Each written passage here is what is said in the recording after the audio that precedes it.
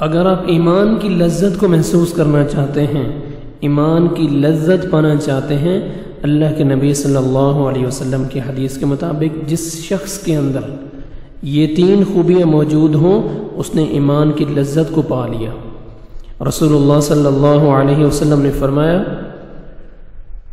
ثلاث من کن فیہ وجد بہن حلاوت الایمان، جس شخص میں یہ 3 خوبیاں موجود ہوں اس نے ایمان کی لذت کو پا لیا۔ پہلی خوبی من کان اللہ ورسولہ احب الیہ مما سواہما، جس کے لیے اللہ اور اس کا رسول ہر چیز سے زیادہ محبوب ہو۔ یہ پہلی خوبی، ہر چیز سے زیادہ محبوب اللہ اور اس کا رسول ہو۔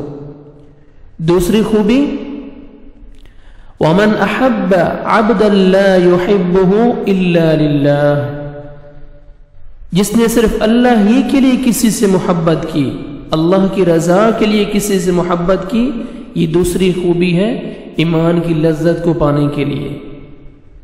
کسی سے محبت، اللہ کی رضا شامل ہونی چاہیے۔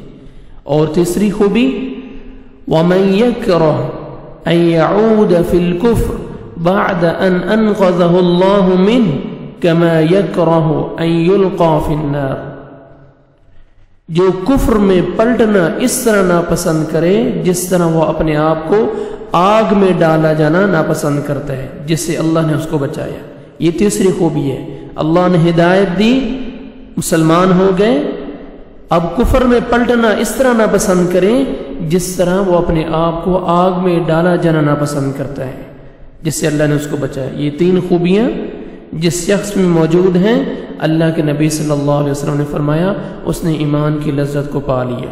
متفق علیہ، یہ بخاری اور مسلم کی صحیح حدیث ہے۔